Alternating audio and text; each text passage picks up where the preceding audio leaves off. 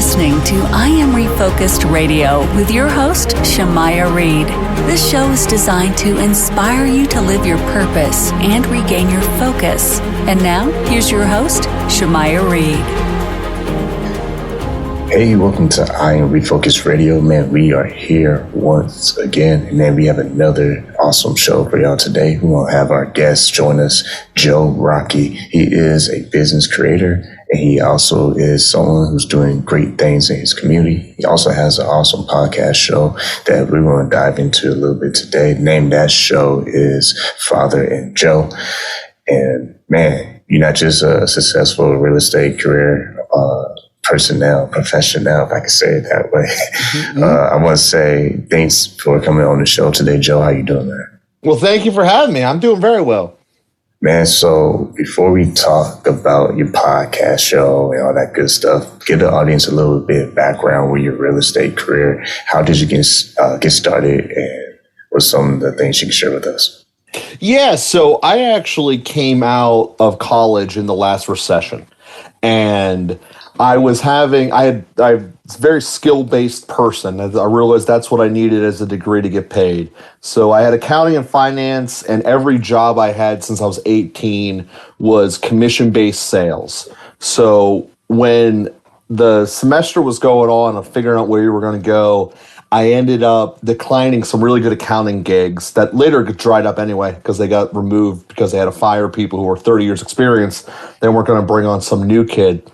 But nonetheless, anyone that was hiring was sales positions. So I became what was called a financial advisor. Really, I was a life insurance salesman. And I sold life insurance and annuities for 3 years. I was very good at rookie of the year, first year, underclassman, second year, third year I left. And I left to go create my real estate businesses. And part of the reason I left was because I wanted to be able to control my own product. I wanted residuals. And the way that it was with these life insurance and annuities is I became very disheartened when the payout structure did not match what I promised it was going to be, nor did the products become the same. And I had a very big problem knowing that if I met you today, I wasn't able to sell you something as good as if I would have met you 2 months ago. So at the end of the day, I just wasn't going to be able to change the company. I just left it. So that's why I left to go create my own entities here. Again, focusing on residual income is what I wanted. So we went towards making a real estate background out of rentals, because at the time, that was really the only way you could get residual income. It's not like today where you can buy subscription-based products online or Netflix or anything like that. Basically, in the the aughts, the beginning of the tens, I guess, whatever it was, 2011 is when I started. So the only thing you get for residual income at that point would have been your utilities and your rents. Pretty much everything else you paid instantly, and I wasn't going to be able to create a utility company. So this was kind of the only option, and that was what drove me into it. And my first flip was in a complete disaster. There's no way around that. And the second flip, I'm really glad that I had bought it before I finished the first one, because I don't know if I would be here had I not started that. The second flip more than made up for the shortcomings of the first one. And it's really been a learning experience and building upon relationships ever since. So, man, when you left your day job to go create your first real estate business back in 2011, mm-hmm. I mean, what was the challenges? Was this something that you've been doing your homework on, so you prep yourself for a while before you jumped, or was this something that you just jumped and went all in and learned as you go? Definitely number two. Homework and me were never actually a strong suit, to say the least. But yeah, I paired up with some guys who had already done it, and I found them as partners to teach me essentially what I needed to do and whatnot. So that was the ultimate plan. There was get some people who know what they're doing, kind of learn the ropes from them. We did three or four flips with them. I can't remember which one it was, but that's what I did. And then after there, it was just going out, certainly learning the hard way with some particular items, but mostly just learning from their knowledge, connecting with how they ran their business. How did they do inventory in terms of materials? How did they run their crews? Stuff like that. And then once I had learned the skills, I then went and created my own network of contractors, essentially. Man, that's awesome. I mean, you just inspired so many people saying that, that you learned as you went, because there's so many tips out there and advice out there. But since we have you on this show, if someone was thinking about, man, real estate is something that I actually would be interested in doing one day, based on your own experience, what is some good ideas to have in mind before they make that jump to go ahead and do it? So there's a number of things I can answer that with. One of which is, whenever you do make the jump, make sure you're doing it with someone who's already been through it. It's kind of like, if you know these waters, you can navigate them, but looking at them from a distance and trying to navigate them in your head does not end up being nearly what it is in reality when you're there. So there's all kinds of great literature out there. I'm not trying to discount that, but it is nothing compared to what it is when you're in the heat of a moment. And real estate gives you a lot of different angles of having potential things go wrong. That list is way too big to articulate the things that could go wrong. So my first answer is this, is partner up with someone who actually knows what they're doing. Or option two, be in a state in your life where you can go all in and have enough time left in your life to, if you fail, you can recover. Because there is a lot of people who have lost everything with bad decisions in real estate. It is incredibly common, actually. Most people don't talk about it, but it's a thing. And it is also incredibly lucrative if you do it correctly. So it's worth it on both sides. But that's why I would say is, if you've never been a manager, if you never knew how to run an operation, it can become very daunting, because when you're doing it correctly, you're running an 8-figure business immediately. And for most people who've never started anything, they just think, oh, I'll do a couple rentals. That's how you have to view it. Because if you do just a few flips a year, your revenue will be over $10 million. And to run a business like that takes a lot of either experience or a lot of ability to risk things that most people aren't willing to risk. And on top of that, you have to be completely comfortable living a commission lifestyle. And that's true whether you want to do flips or be a landlord, because there's no guarantee that check's coming. But the rest of your life's expenses still come every month. Like, you still have to pay your own gas bill and water bill, even if the tenant isn't paying you. And you have to be able to learn and navigate that system. So there's a lot of skills that are required. Like I said, I would partner up with someone, and I would also make sure that I'm the personality that's comfortable living a commission-based lifestyle. Man, that's some good talk right there. And someone who, like yourself, I'm just hearing this conversation. You're someone that seems to be comfortable taking risk. And were you always that way, or was that something that you had to learn real fast? Well, inevitably, when you're commission only, you are always taking a risk, right? Like, did I back the right company to sell this product? And for the first time, like I said, I started my first commission only sales job when I was 18. I was one of these guys who sold the knives, Cutco cutlery, and like, hey, I'm a college kid. Can I show up to your house with these really sharp knives? I promise nothing will go bad. Great sales pitch. So the long story short is I became comfortable with it because I chose to.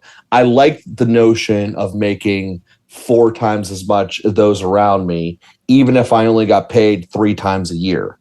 And it's a very feast or famine lifestyle. But if you can learn how to do it and how to be disciplined with yourself, that's really what's essential. And that's essential for any business, because you never know when the big rush of sales is going to come in. It's always variable in that regards. So that would be something that's true for any business, whether it be real estate or not, is the risk comes from knowing it might not work if I don't make it work. And the gray zone with this is the people who put one foot in the door and one not. And I see this a lot where someone has a good lucrative career, maybe they're a lawyer or a doctor or whatever, and they just want to try to buy a rental and then they'll see how it goes. And the problem with that is that if you're not all the way in, or you're not with a partner who's also an equity partner who's all the way in, a lot of things can easily fall through the cracks that before you even know it, you've fallen behind and are probably in an unsurmountable hole. It can really turn quickly unless you're on top of your day-to-day life as running this gig. That makes sense. Once again, this is I Am Refocused Radio, talking to our guest, Joe Rockey. And man, glad I asked you some questions about real estate, because I think a lot of people are always searching for opportunities. So I think that was great words of wisdom you share with us. I want to get into the podcast that you do as well. You have a podcast, be it anywhere. You can hear it anywhere that you can find podcasts. Tell us about the show, Father and Joe, and how did that come about? Yeah, so Father and Joe is, obviously I'm a co-host of it. I'm the Joe of the Father and Joe, and the father is Father Boniface Hicks. And what we do is we have conversations essentially about relationships, and we look at them through three different prisms. First being the relationship that you have with yourself, second being the relationship that you have with God, and third being your relationship you have with others. And I know immediately from having that sentence being said out of my mouth enough times that a number of people in the audience just had this queasy feeling inside of them when they heard relationship with themselves or relationship with God. Because most people have done something in their past that they're not exactly proud of, and they don't want it ever to come out of them, let alone talk about it openly. And what we really focus on is how to have that positive relationship. Don't ignore the bad thing that happened, but how to kindly address yourself in a loving fashion and how to grow. And from that stems a whole bunch of other variety of topics, but that's essentially the core of each episode. And what got it started was, for those that remember 2017, for some people it was way long ago and we don't remember it, but in 2017, this country was articulated by the powers that be on the internet and on the cable shows that the world was falling apart, and the transition from Trump to Obama, or from Obama to Trump rather, was a disaster. And you weren't allowed to talk to people who watched Fox if you were a CNN person, or vice versa. And it was all articulated that you don't talk to the other side, you treat them as caricatures, and we don't have any engagement. And as a fact of human history, anytime a culture or society has taken that attitude to the furthest extreme, which has happened a lot, unfortunately, there's only one of three outcomes. Either A, that country goes to war with someone else, B, that country has a civil war, or C, that country commits a genocide on itself, which is really just a one-sided civil war. So, not liking any of those options, I'd rather go out and try to accomplish something. And that's when I reached out to Father. And that was how the podcast really was born, was having conversations like that. And we've ranged from everything from, like I said, those feelings that are deep down inside us, to how are we supposed to feel about the fact that Putin over in Russia just started a war? You know, at the end of the day, the entire conversation is about life and building other people up. But this guy just started killing people because he felt like it. If someone would take him out, this would be over. At least that's my thought process. So I talked to Father about that, and we have a real in-depth conversation, because on the one hand, we're trying to save innocence, but on the other hand, we're actively rooting for assassination.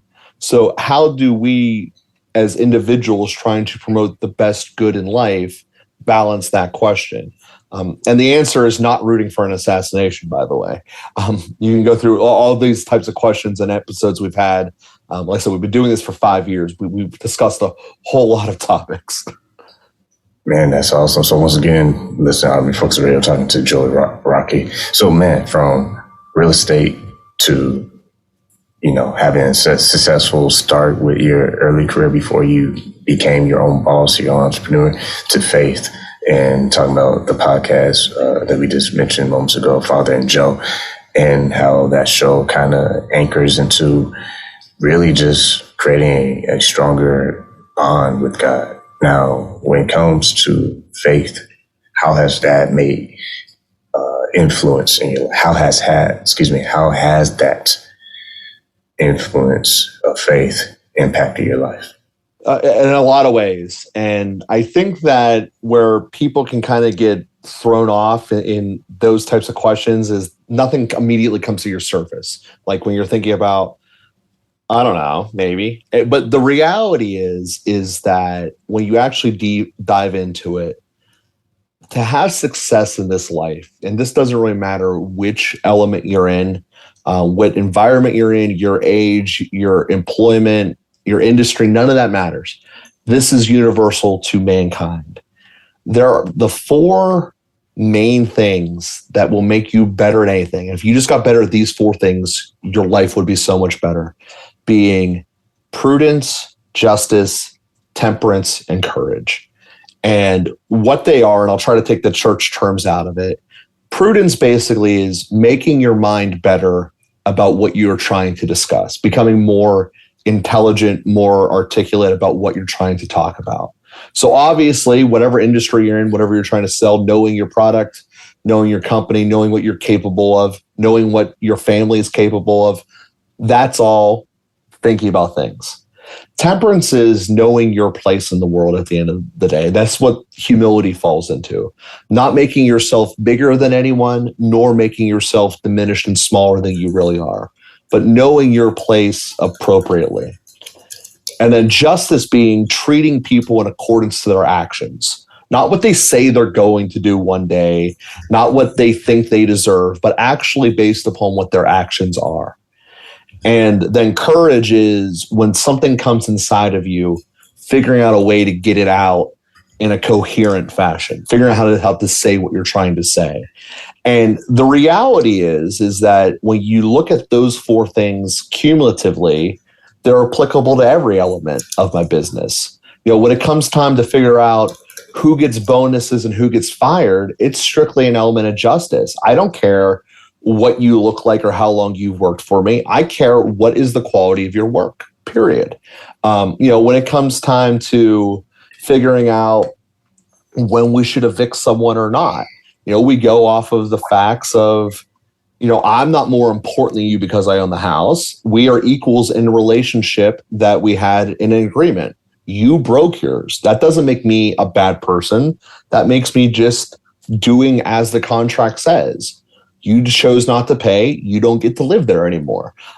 So that's how temperance applies. And obviously, prudence, constantly thinking about things and how to articulate them, encourages getting it out of my mouth. So you can see how that's applicable to my industry, obviously, but it's applicable to anyone, anywhere in their stage of life, from the point of learning how to talk all the way until, late age situations.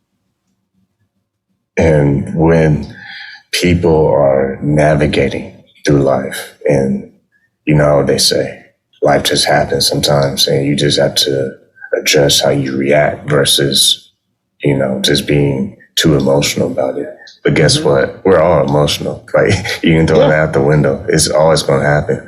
But I say that because you are someone who is successful in your career. And when I say success, I'm just saying success based on the fact that you have drive. It's obvious you have drive. You are contributing to this show to lay out a blueprint how someone else who is listening to your voice can apply what you are sharing to their own personal life. So that way they can grow and become successful. When we say success on this show, we're not necessarily talking about you becoming the billionaire or whatever. We're really talking about you just simply adding value in your life. How can you be happier, find purpose, find peace with the fact that you are pushing yourself. And I'm saying all that to say, you've been able to do that. You've been able to have a platform where you get to share your story and get to inspire people with your history. Why is it so important for people to search for their purpose and find meaning in life? Why is it so important for them to do that? Well, we're all called to do that. At the end of the day, we're called to make the world a better place than how we found it. And that's going to be a little bit different to each person in the way that we view that. But to give someone a concrete thing that we can apply to our lives, whether it be changing Congress or changing our bed, this is something that in the macro sense of life will change everything. See, there's this idea that's told to people that you can compartmentalize your life. You can be this way as a father. You can be this way as an employee. You can be this way as a driver down the freeway. But the reality is that in the long run, you become the same person. So if you're always the guy who's driving down, cutting people off and swearing at people continuously, that is not able to be isolated in one component of your life. It eventually will roll over in being that kind of father, that kind of employee. So I bring this up to say that all of us have some relationship that we have in our lives that we wish was better. Maybe it's gone cold. Maybe it had a violent ending. But what I would say to anyone out there listening that wants to help have more personal peace within themselves and therefore spreading it to those around them, whoever that person is that you wish you had a better relationship with, type those 10 numbers in your phone and press that little green button to call them. Don't send a tweet. Don't send a text. Actually call them. And the amazing thing is that it might not be the outcome you want on this conversation. I could upfront tell you that. But just addressing it will unlock so much weight that you didn't know you were bogging down, and it will bring peace to you, especially if you move towards a peaceful resolution. And on that note, to those who have dealt with a violent explosion ending of a relationship, the way that the human mind works, the further it is in the past, the less accurate you probably are. Because our mind inherently builds us to make us feel that we did the right thing. The reality is the other person's mind is probably incorrect as well. And this is something to think about when you look at it as like, I don't want to talk to them because they did this bad thing to me. They probably think that they're the good guy in that story in their head. And that's just the way it is. So I bring that up as something we all can do moving forward in our lives. We can do it this evening. We can call someone we wish we had a better relationship. They might be in the same houses. We might just go over and have a conversation with them. But it's something that will make yourself so much better in every other facet of your life because you haven't realized that you've put this negative thing in a compartment in the back of your mind. And get rid of it will truly enhance yourself. It will give you better peace. And just you having more peace will be an example to those around you and therefore a multiplier effect to the rest of society at large. And that last part was good stuff right there. That's what they call the secret sauce right there. That was good, man. Once again, listen to Untitled Focus Radio, talking to our guest today, Joe Rockey. And man, you listen to this, man, you might want to listen to this episode twice and share with your friends because Joe's been saying some great things. Before we let you go, people can find you online, LinkedIn, Twitter. You have your podcast show on Twitter, Father and Joe on Twitter. What's the best way someone listening to this right now to connect with you and maybe just talk, or if you offer any resources, services, how can they do that? Yeah, so the best way to find us, like I said, we're on every single platform, is Father and Joe. 3 words, Father and Joe. Within every single description of every single episode, I break down exactly that question. So rather than reading out 20 emails to you, depending upon what you're trying to accomplish, I would just invite people to do that. Go to listen to an episode, Father and Joe, and then in the description of any one of those episodes, you'll be able to contact us in the appropriate channel based upon your needs. Well, man, once again, been honored talking to our guest, Joe Rockey, business creator, who made countless opportunities happen and helping people like you and myself. And man, check out that podcast that he does, Father and Joe. You can find it on Apple Podcasts or anywhere you can hear a podcast. I want to say thank you again for taking time in your schedule, man, talking to I Am Refocused Radio. Well, thank you for having me. Yes.